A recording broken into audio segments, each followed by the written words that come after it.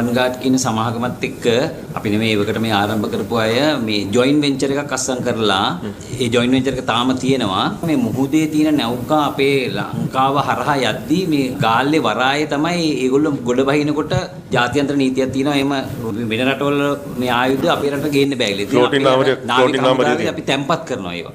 ඒ තැම්පත් කිරීමට මුදලක් ගන්නවා. ඩොලර් 1800ක් විතර අවි 3ක් තැම්පත් කරන්නේ. ඒගොල්ලෝගේ අවි 3ම ආයි ගන්නත් 1800ක් ගන්නවා. එතකොට ඒක තමයි අපේ ප්‍රධානම ආදායම් මාර්ගය වෙලා තිබුණේ. නමුත් ඒක ජොයින්ට් වෙන්චර් එකක් කරලා 80%ක් ඒකේ ලාභය අර පුද්ගලික සමාගමක් තමයි අරන් තිබුණේ. ඒක ඉතුරු 20න් 15ක් නාවික හමුදාවට 5ක් අපිට.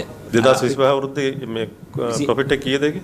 ඔය ඉන්කම් සාමාන්‍ය වශයෙන් ගත්තොත් මාසෙකට ඩොලර් ලක්ෂ 4ක ආදායමක් ඒකේ උපන්නා. ඒකෙන් 80%ක්ම ගිහිල්ලා තිබුණේ පුද්ගලික සමාගමට. ටමන් කාටයක් තියෙන ඇග්‍රීමන්ට් එක ක්ලෝස් කරන්න තියෙන නීතිමය බාධාවක් තියෙනවද? ඔව් නීතිමය බාධාවක් තාම තියෙනවා. මොකද අපි අත්සන් කරලා තියෙන්නේ ඒගොල්ලෝ 2027 දක්වා. කවුද තීරණය අරන් තියෙන්නේ? 2009 ඉඳන් ආරම්භ කරපේවට එහෙම අමාත්‍ය මණ්ඩල අනුමැතියෙන් ලැබිච්ච බවට අපි එහෙම කන්නේ නැහැ. ඇත්තටම අමාත්‍ය මණ්ඩලයකින් අප එකක් නැහැ. අධ්‍යක්ෂ මණ්ඩල අනුමැතියකට වඩා ඒක ආරක්ෂක අමාත්‍යාංශ යටතේ තමයි ඉන්නේ. ඒකට 2006 ඉඳලා මේ වෙනකොට රක්නා ලංකා සමාගම සතුව තිබුණු වෙපන්ස් ප්‍රමාණය කොච්චරද?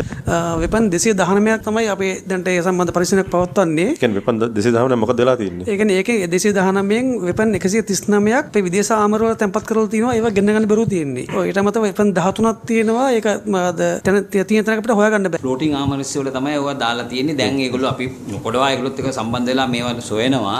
සෝවිශ ආමර වල තියෙන වෙපන්ස් ටික නැවත ලංකාවට ගෙන්න ගැනීමේ වගකීම තියෙන්නේ රක්නා ලංකායකටද එහෙම නැත්නම් එවන් ගාඩ් එකටද? ඒගොල්ලෝ කොහොමද දැන් ඒක බාර ගන්න නැතුව නිදහස් වීමට කරුණු ඉදිරිපත් කරනවා. ඔමාන් ආමරේ තියෙනවා වෙපන් 7ක් තියෙනවා. ඒතර සවුත් අප්‍රිකාවල තියෙනවා වෙපන් 47ක්. ටැන්සානියාවේ 10ක් තියෙනවා. රතු මුහුදේ 51ක් තියෙනවා. මුරුසියේ 3ක් තියෙනවා. පෝලන්තයේ 3ක් තියෙනවා. ප්‍රංශයේ 4ක් තියෙනවා.